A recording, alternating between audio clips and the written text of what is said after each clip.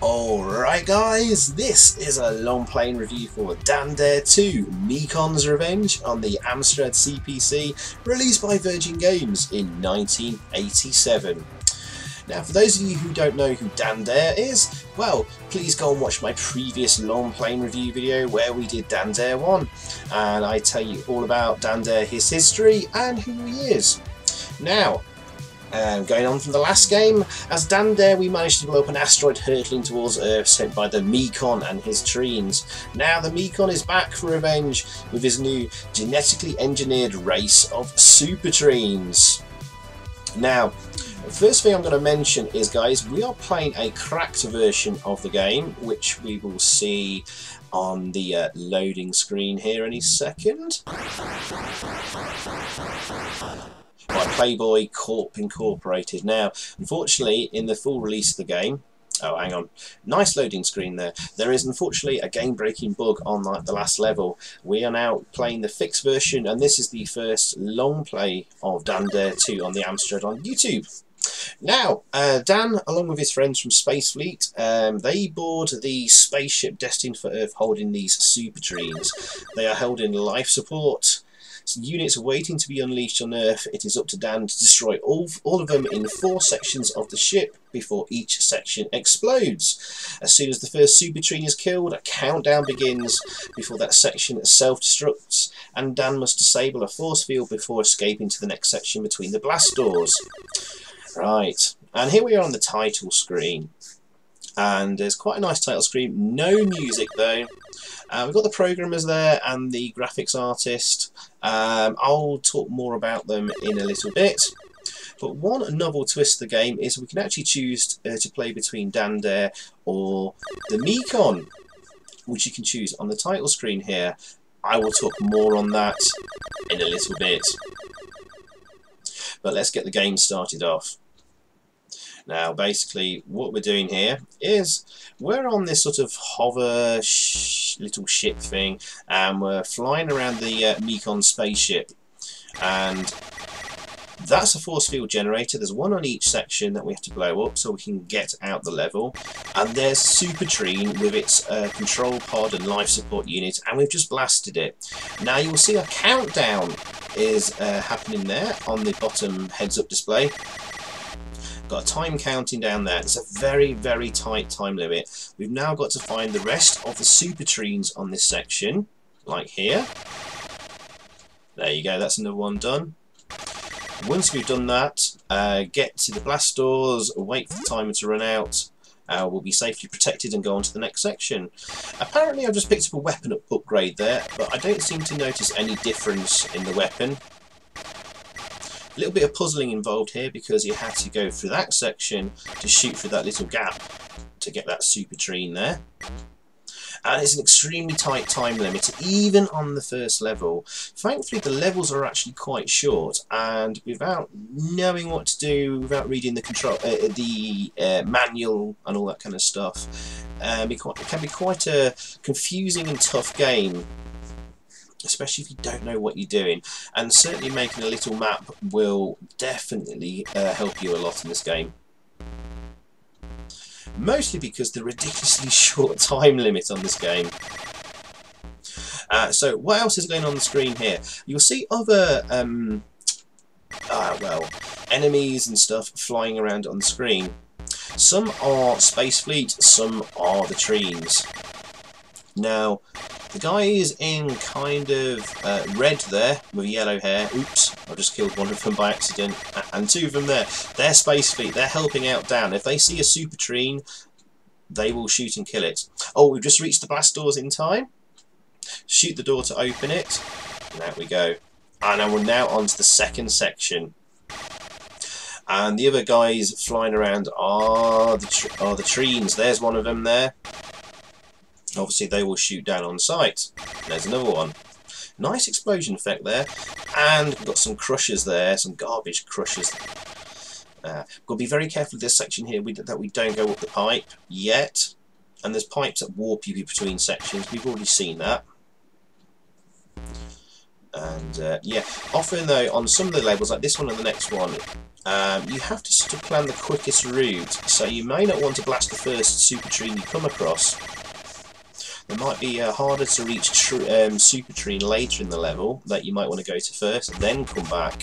So definitely map planning is going to be very beneficial to you.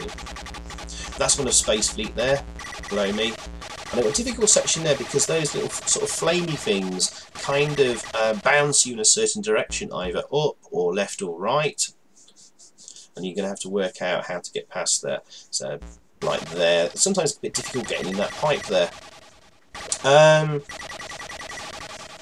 So yeah, this is going to be a relatively short long play. Oh, there's an energy pickup there, very, very handy. And now we've got a bit of a tough section here because those flames kind of want to push you left, and we want to get back down the pipe for the quickest route. We could go around, but it is much quicker to go this way. But wasting a lot of time trying to get through, it just pushes you back as you get there. So you've got to get this sort of downward arc like that to it, and you have to go off the screen and then down again. So on Dan's little spacecraft there's kind of inertia and gravity pulling you down all the time. So you've got to be sort of pushing up and trying to judge your vertical height. It can be quite tricky to get used to. And there we go, finally got through there. Dan's got 6 lives, but trust me guys, I think if you die within a level, like get crushed or lose all your energy and go to restart point, you're probably not going to have enough time to complete the level, sadly. And this was kind of hidden up there, so there's some hidden sections here and there just to make things even a little bit more tougher than it already is.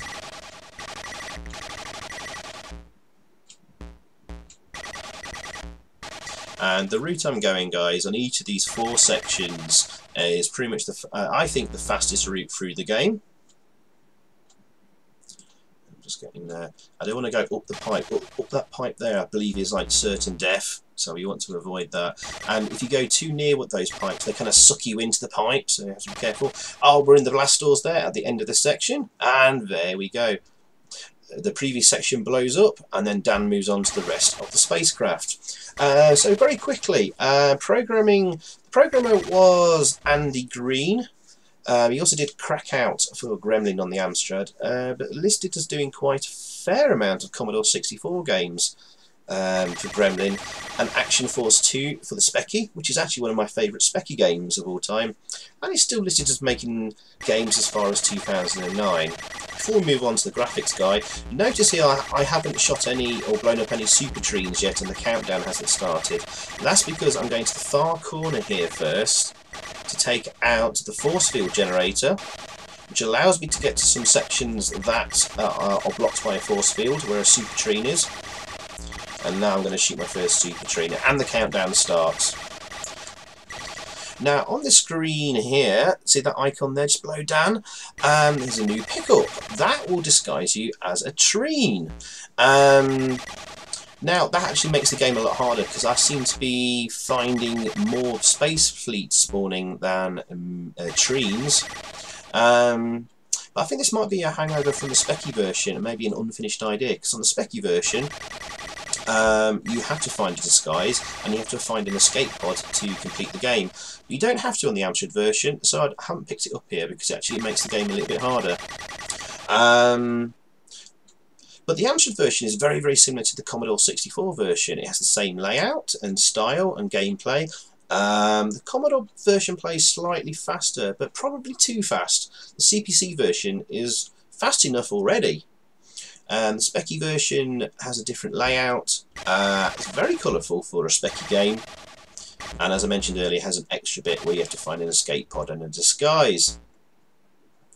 Oh yes, the graphics artist, Alexander Martin. I can't find anything from him apart from a couple of Amstrad computer user type-ins.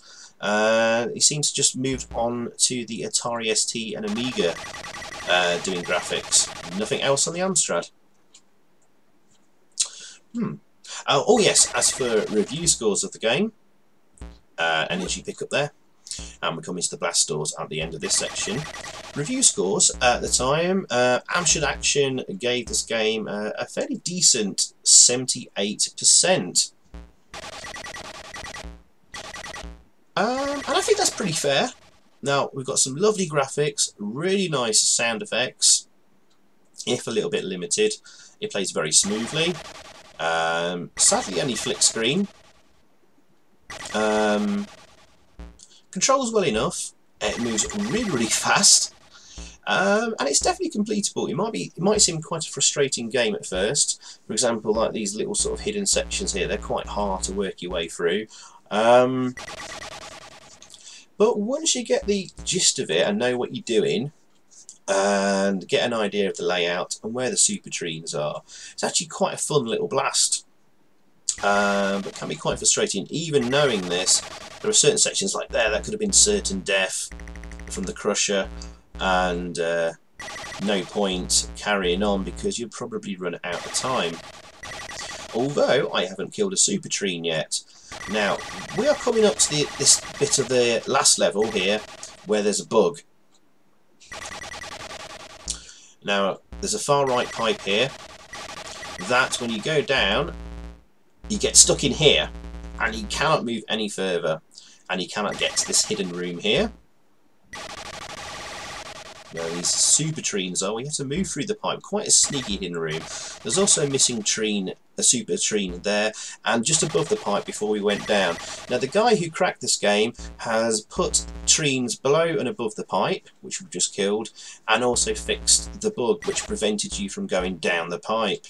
So this is the fixed version, and we can now finally complete the game.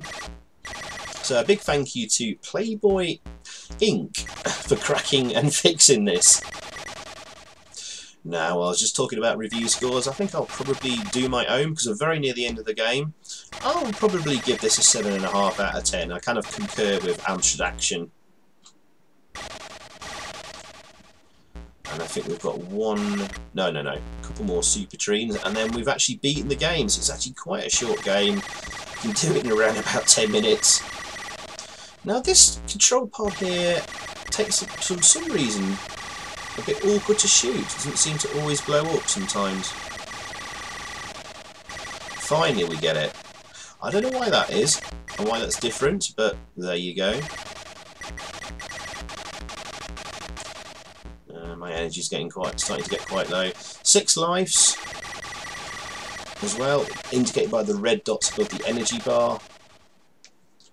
And apparently there are supposed to be bonus lives you can get from reaching 50,000 points or something like that. I read that on the internet, and although I've done this without losing a life, so I'm not 100% sure on that.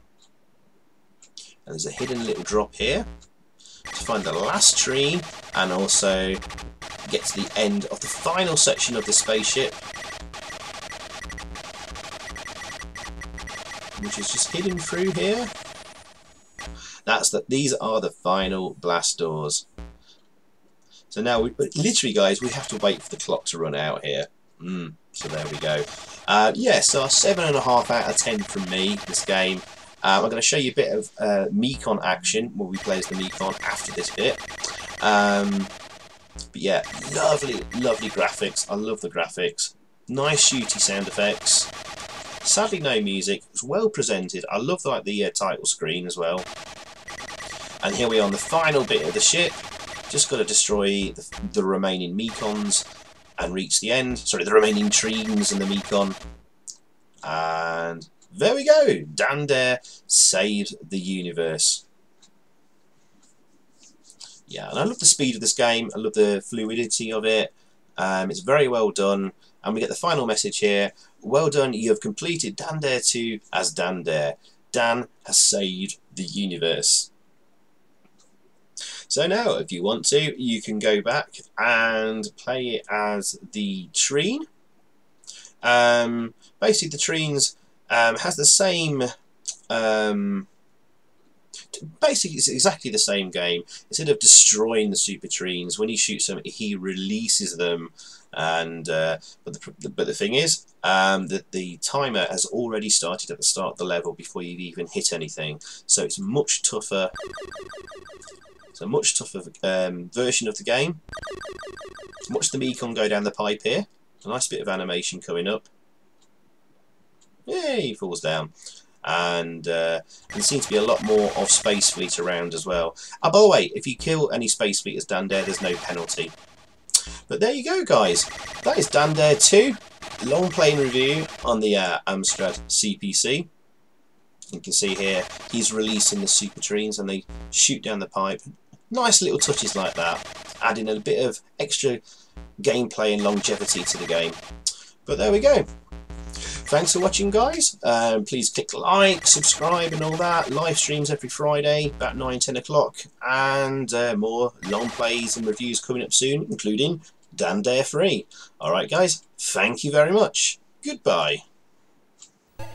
So thanks for watching, guys. I hope you enjoyed that. If you did, please click a like below, leave a comment, and also subscribe if you haven't already.